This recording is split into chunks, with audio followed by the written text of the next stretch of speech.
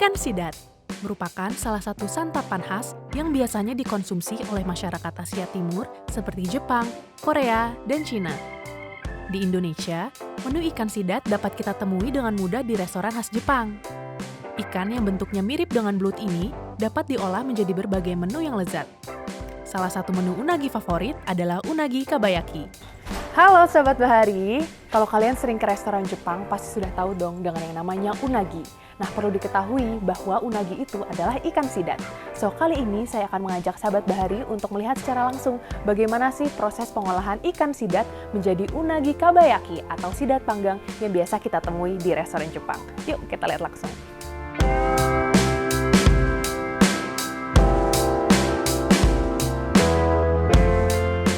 Siapa sangka, unagi kabayaki yang biasanya dikonsumsi di restoran Jepang tidak semuanya diimpor dari negeri Sakura loh. Di liputan KKP News ini, saya akan mengajak Sahabat Bahari untuk melihat pengolahan unagi di KUD Minasidat Bersatu di Cilacap, Jawa Tengah nih. Koperasi ini telah dipercaya oleh banyak restoran khas Jepang di Indonesia untuk menjadi pemasok olahan unagi, khususnya unagi kabayaki.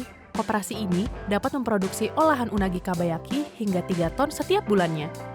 Banyak restoran Jepang terkemuka di Indonesia menerima hasil olahan unagi, khususnya unagi kabayaki dari koperasi ini.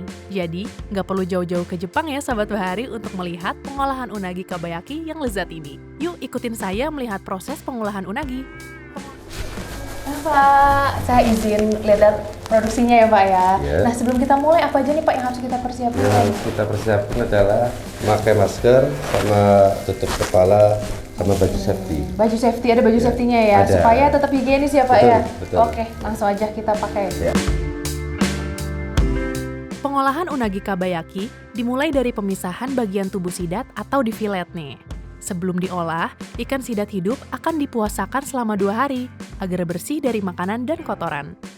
Setelah itu, ikan sidat tersebut akan disimpan di kotak berisi es batu seperti ini. Fungsinya untuk membuat ikan sidat pingsan dan mati secara perlahan.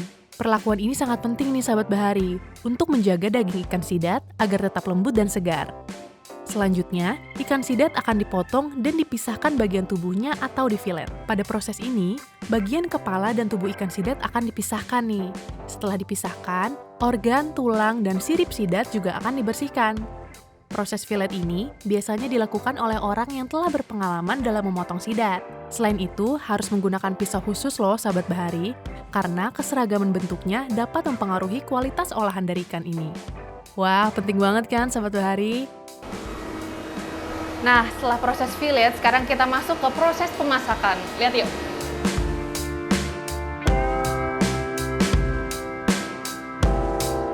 Pada proses pemasakan, pertama, ikan sidat akan melalui proses pembakaran selama 2 kali. Sebelum pembakaran pertama, ikan sidat yang telah dibersihkan tadi akan disusun di tempat pembakaran. Kemudian, ikan sidat akan dibakar selama 5 hingga 7 menit. Halo Pak, ini lagi proses pembakaran ya Pak ya? Iya, Oh, ini dibakarnya berapa lama Pak? kalau yang Pasifika itu 5 menit kurang lebihnya, kalau yang Bicolor itu kurang lebih 7 menitan. 7 menit dan 5 menitan. Ya. Kenapa berbeda Pak waktu pembakarannya Pak? Soalnya kalau yang Bicolor itu kan minyaknya terlalu banyak juga agak keras. Oh, agak keras, jadi harus lebih lama. Ya, kalau yang Pasifika itu Lebih empuk. lebih empuk. Berada di area pembakaran ini bikin mata agak perih ya Sahabat Bahari.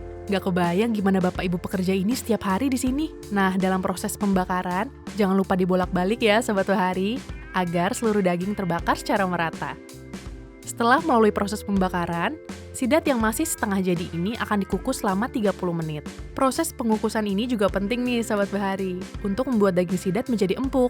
Selain itu, proses pengukusan juga berfungsi untuk menjaga gizi pada ikan sidat. Perlu Sahabat Bahari ketahui nih, ikan sidat tidak hanya sering dikonsumsi karena rasanya yang lezat. Namun, ikan ini kaya manfaat bagi kesehatan kita loh. Ikan yang hidup di sekitar muara sungai sampai ke laut ini, kaya akan protein, vitamin, asam lemak omega 3, serta zat mikronutrien seperti zinc yang sangat tinggi. Kerennya lagi nih, ikan sidat memiliki kandungan DHA yang lebih tinggi dari telur ayam dan ikan salmon. Kandungan DHA ini merupakan gizi yang penting dalam perkembangan otak, untuk membantu dalam tumbuh kembang anak. Nah, proses pengukusan ini membantu agar kandungan gizi ikan sidat tidak berkurang saat diolah. Setelah dikukus, sidat diangkat dari alat steam dan saatnya masuk ke proses selanjutnya, yaitu pembakaran kedua.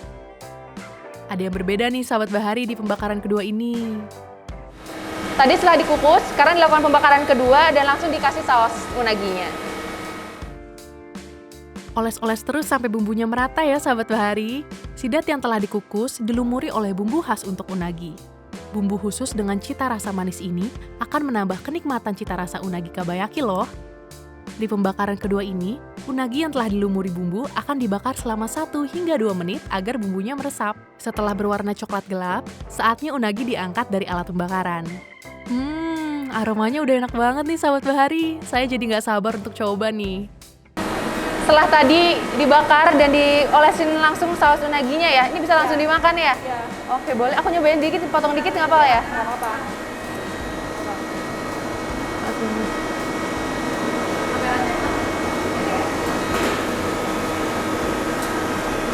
Masih hangat. Yuk kita coba.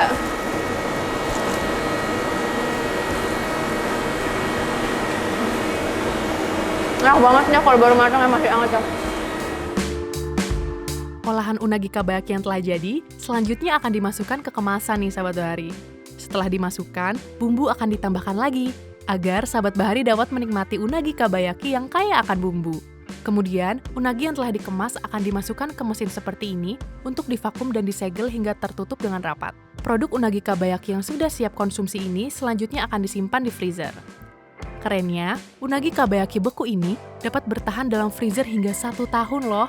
Olahan sidat unagi kabayaki cocok menjadi menu santapan sehari-hari yang lezat sekaligus sehat. Wah, setelah di-packing dan divakum, ini dia nih unagi kabayaki yang sudah siap untuk dikirimkan ke pembeli.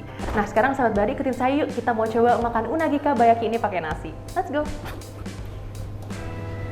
Sahabat Bahari, ini dia nih unagi kabayaki atau sidat panggang yang tadi sudah kita lihat proses pembuatannya. Yuk kita cobain.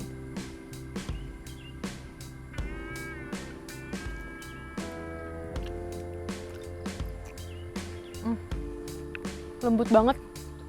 Dan daging sidatnya ini sudah gurih. Jadi bercampur dengan saus unaginya yang manis, jadi nikmat banget. Sahabat Bahari perlu cobain nih, karena selain lezat, ternyata kandungan protein dari ikan sidat ini itu 3 kali lebih tinggi dari ikan salmon. Oke, sekarang saya mau lanjut makan dulu ya sambil lihat pemandangan. Dari Cilacap, Jawa Tengah, saya Ayah Velia bersama kru KKP News yang bertugas melaporkan.